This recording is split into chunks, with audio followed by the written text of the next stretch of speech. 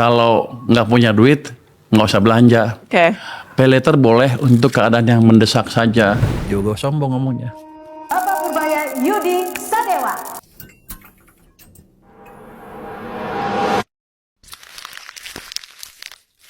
Apa jadinya kalau seorang insinyur elektro dari ITB yang dulunya sering begadang di rik lepas pantai, tiba-tiba harus banting setir jadi doktor ekonomi di Amerika gara-gara tantangan sang istri?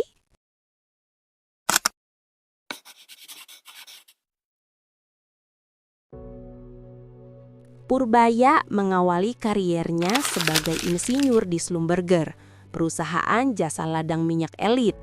Hidupnya keras, kerja 5 hari tanpa tidur di darat itu sudah biasa baginya.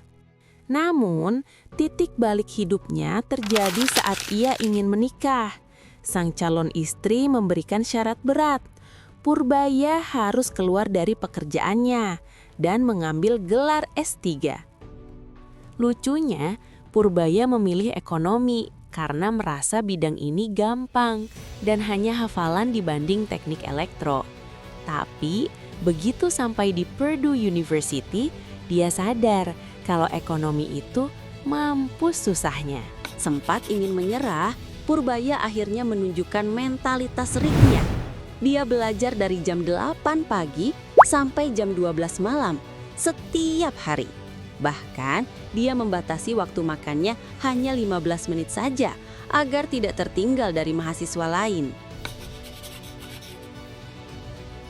Secara pemikiran, Purbaya adalah penganut kuat aliran monetaris.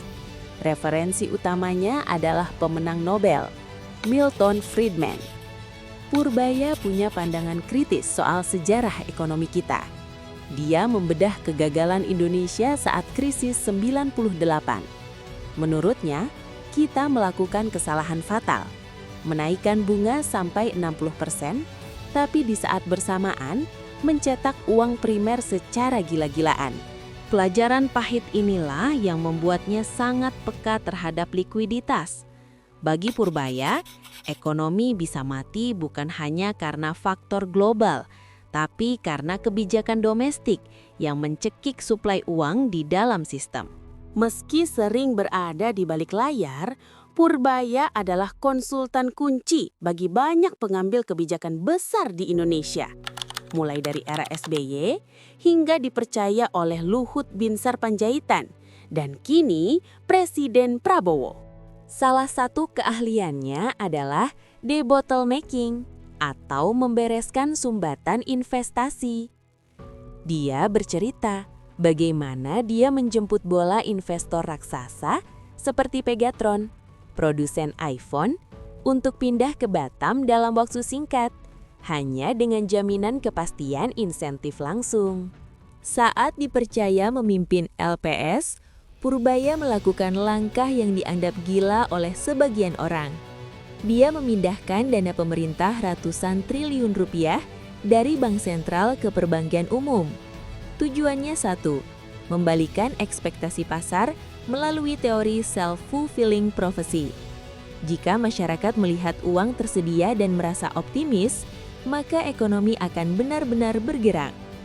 Untuk target pertumbuhan 8%, Purbaya menawarkan konsep mesin ganda. Sektor privat harus bergerak kencang dengan dukungan likuiditas, sementara belanja pemerintah tetap harus efektif. Terakhir, dia menekankan pentingnya investasi manusia. Strateginya, mengirim anak muda terbaik Indonesia ke Universitas Ivy League secara besar-besaran untuk mencetak ekonom dan insinyur kelas dunia.